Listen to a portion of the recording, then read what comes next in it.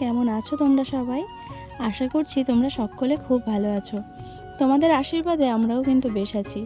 আজকে একটা নতুন দিন, নতুন সকাল, আর এই সকালে তোমাদেরকে সাথে নিয়ে আজকের ব্লগটা আমি শুরু করছি। আই হোপ তোমাদের ভালো লাগবে। আজকে সকালবেলা না কুয়াশা পড়েছিল, জানো তো, আর ওটাই তোমাদের সাথে শেয়ার করলাম। কুয়াশাটা মনে হচ্ছিল যেন মাঝখান দিয়ে চেরা, নিচের দিকে আর উপরের দিকে সাদা সাদা হয়েছিল, আর মাঝখানটা পুরো পরিষ্কার। তাই তোমাদের সাথে একটু শেয়ার করলাম। আজকের ব্লগটা স্পেশালি মর্নিং রুটিন বললেই চলে। গ্রামের বাড়িতে বউদের সকালবেলার রুটিনটা কি থাকে সেটাই তোমাদের সাথে আজকে শেয়ার করব। আশা করছি তোমাদের ভালো লাগবে, তো স্কিপ না করে পুরোটাই আমার সাথে থেকো। আজকে তোমাদের দাদাভাই কাজে চলে গেছে ভোর 4:30 দিকে, আর সেই সময় থেকে না আমি আজকে ঘুমাইনি। তাই ভাবলাম যে ছেলেও ঘুমাচ্ছে, তাহলে ঘরের কাজগুলো একটু সেরে নেওয়া যাক। এখন ঘড়িতে বাজে সকাল 5টা, আর কত বেলা হয়ে গেছে মনে হচ্ছে না? হ্যাঁ গো, ওই জন্যই ঘুমাইনি। আর ভাবলাম ছোটু ঘুমাচ্ছে, আর সেই ফাঁকে আমি কাজগুলো সেরে নিই। আর কালকের অনেক বাসন আছে গো, ওগুলোও মাজতে হবে। তো তাড়াতাড়ি করে সকালবেলা একটু গোবর জল ছড়া দিলাম আজকে। অন্যদিন এমনি জল ছড়া দিই, তো আজকে ভাবলাম যে সেই ভোরবেলা উঠেছি যখন, গোবর জলটা ছড়া দিই। তাই গোবর জল বাড়ির চারিদিকে ছড়া দিয়ে আর উঠোন বাড়িটা ঝাঁট দিয়ে একটু জল ছিটিয়ে ভিজিয়ে দিয়েছি উঠোনটা। মাটি তোলার পর থেকে না উঠোনে মানে এই গরম পড়েছে, আর বালি মাটি ভর্তি হয়ে গেছে, আর একটু হাওয়া দিলেই ঘর বাড়ি ভর্তি হয়ে যায়। আর এইখানে দেখো, এই কটা গাছ লাগিয়েছিলাম, এত গরমে গাছগুলো সব মরে যাচ্ছে। তাই যে ডালগুলো একটু মানে চুঙে গেছে পাতাগুলো, সেইগুলো ফেলে দিলাম, আর গাছে একটু জল দিয়ে দিলাম। আর ঠাকুর ঘরের সামনেটাও একটু ঝাঁট দিয়ে নিয়েছি। আমি বাড়ি ছিলাম না, আর এই কদিন ঝাঁটও দেওয়া হয়নি। আর এইখানে দেখো কটা ঘাস ফুলের চারা লাগিয়েছিলাম, গাছগুলো কত সুন্দর হয়েছিল, কিন্তু মুরগিতে সব শেষ করে দিয়েছে।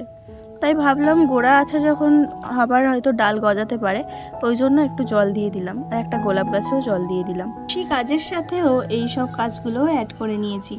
সকাল সকাল এই সব কাজগুলো যদি সেরে নেওয়া যায়, তাহলে ঘরের কাজ করতে খুব বেশি সময় লাগে না। তারপরে ঘরে চলে এসেছি। এসে যে পা মোছাগুলো প্রত্যেক দিন আমাদের ব্যবহার করা হয়, সেই পা মোছাগুলোকে রোদ্দুরে দিয়ে দিলাম। এতে করে কি হয় বলো তো, যে ইউজ করার পরে যে ধুলো বালিগুলো জমা হয়ে থাকে না, ওতে একটু রোদ পেলে সেইগুলো ছেড়ে দেয়, আর একটু ঝাড়া মারলেই বালিগুলো সব মানে ঝরে পড়ে যায়। দেখো এদিকে ঘর বাড়ি ঝাড় দিচ্ছি, আর ঠিক ক্যামেরার সামনে কেমন ধুলো বালি উঠছে, দেখেছো? হ্যাঁ গো, প্রচণ্ড ধুলো আমাদের এদিকে, ভীষণ বালি মাটি, তো ওই জন্য একটু ঝাঁট দিলেই মানে বালি উঠতে থাকে।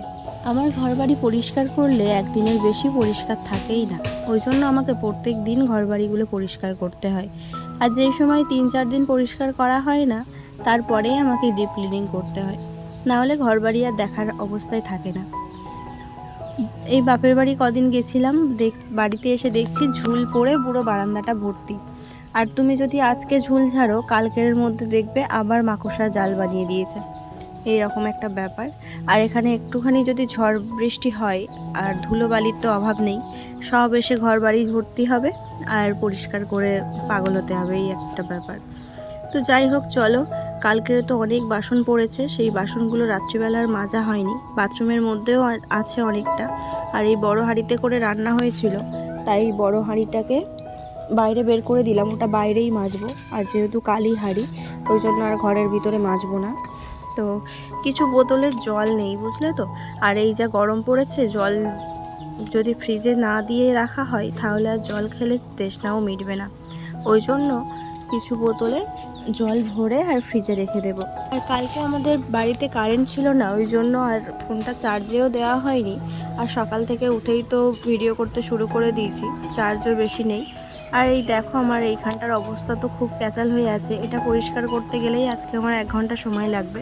আর ক্যামেরা করতে করতে যদি পরিষ্কার করি, তাহলে তো আর পরিষ্কারই হবে না, সেট আপ করতে করতে আমার সময় চলে যাবে।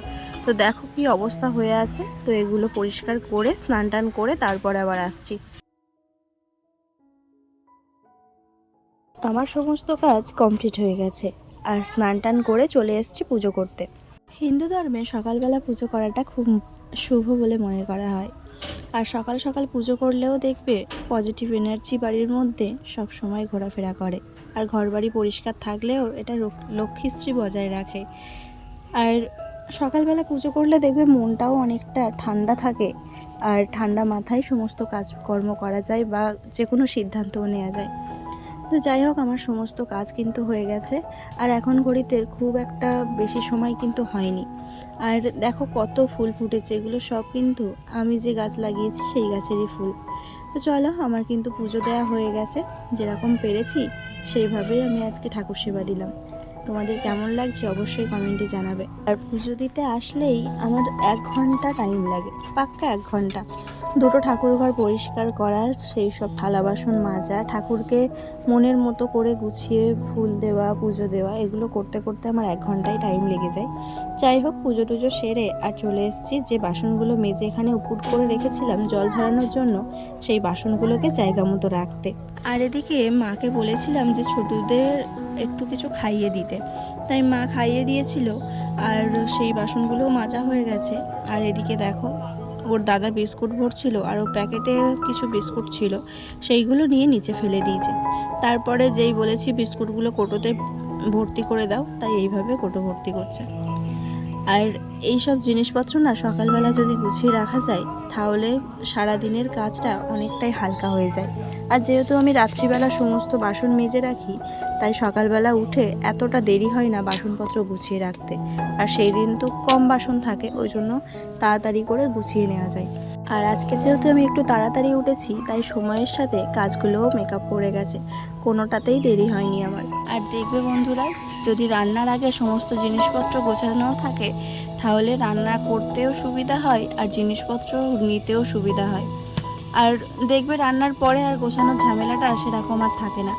তো যাই হোক, আমার সব কিছু কিন্তু গোছানো কমপ্লিট হয়ে গেছে। আর এই ট্রেটা না এমনি পড়েছিল, তাই ভাবলাম গ্যাসের পাশে তো এইগুলো এমনিই রাখা থাকে আর নোংরাও হয়, তাই এই ট্রেটাতে এই সব জিনিসপত্রগুলো রেখে দিলাম। বেশ দেখতেও ভালো লাগছে আর আমার সুবিধাই হয়েছে বলতে পারো। আর এদিকে আমি একটু চা বসিয়ে দিচ্ছি, সকালবেলা থেকে তো কিছু খাওয়া হয়নি, শুধু কাজই করে যাচ্ছি। ছোটুকে একটু জল দিয়ে দিলাম। আর এই বোতলটা কেনাই আমার সুবিধাই হয়েছে বলতে পারো, জল খাওয়ার কথা ওর মনে করাতে হয় না, এই বোতলটা ধরেই ও জল খেতে থাকে। আর আগের থেকে এখন একটু বেশিই জল খায়। আর যাই হোক, চলো এখন 3 কাপ চা করলাম। অয়নও বলছে চা খাবে। ওরা সকালবেলা ভাত খেয়েছে, মানে ভাত বলতে কালকে রাত্রের ভাত ছিল, তরকারি ছিল, এগুলোই খেয়েছে। আর এখনও আবার বলছে চা খাবে, ওই জন্য 3 কাপ চা করলাম, মাও খাবে। আর ছোটু দেখো এমনি কাপটা নিয়ে চা খাওয়ার মতো করছে, ওকে যেই সরিয়ে দিয়েছি ও কাঁদতে শুরু করে দিয়েছে। তো যাই হোক, চলো চাটা ঢেলে নিয়ে একটু মুড়ি মাখাবো। সকালবেলার ব্রেকফাস্টে একটু চা আর মুড়ি, হালকা খাবার, বেশ ভালোই লাগে আমার। তোমাদের কেমন লাগে অবশ্যই কমেন্টে জানাবে। তো ঘরে চানাচুর ছিল আর মুড়ি ছিল, তাই দিয়েই একটু সকালের খাবারটা সেরে নিলাম। সকালবেলা থেকে কাজ কিন্তু কম হয়নি, কিন্তু ঘড়ির কাঁটায় এখন বাজে 9টা 10। আর এখন এই সব সবজিগুলো কাটবো যাতে করে আমার রান্না করতে সুবিধাই হয়। আমার কিন্তু সব সবজি কাটা হয়ে গেছে। আর এত ভালো করে সাজিয়ে নিচ্ছি কেন, কারণ বাইরের উনানে রান্না করতে যাব, তাই সব কিছু কেটে গুছিয়ে নিয়ে রান্না করতে বসলে আমার অল্প সময়ের মধ্যে রান্নাটাও হয়ে যাবে। তো দেখো আমার কিন্তু রান্না হয়ে গেছে।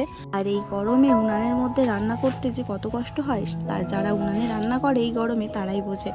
তো যাই হোক, দেখো রোদ্দুরটাও পড়েছে কেমন। তো আজকের ভিডিওটা আমি এখানেই শেষ করছি। কেমন, যদি কিছু ভালো লাগে অবশ্যই কিন্তু কমেন্ট করে জানাবে। আর যারা এখনও আমার চ্যানেলটা সাবস্ক্রাইব করোনি কিন্তু আমার ভিডিও দেখতে ভালো লাগে, তাদেরকে বলবো প্লিজ চ্যানেলটা সাবস্ক্রাইব করে আমার পাশে থেকো। আর আজকের মতো আমি এখানেই বিদায় নিচ্ছি, আবারও ফিরে আসছি কালকে। টাটা, সবাই খুব ভালো থেকো, সুস্থ থেকো। আজকের মতো এখানেই বিদায় নিলাম, আর চ্যানেলটা অবশ্যই সাবস্ক্রাইব করো।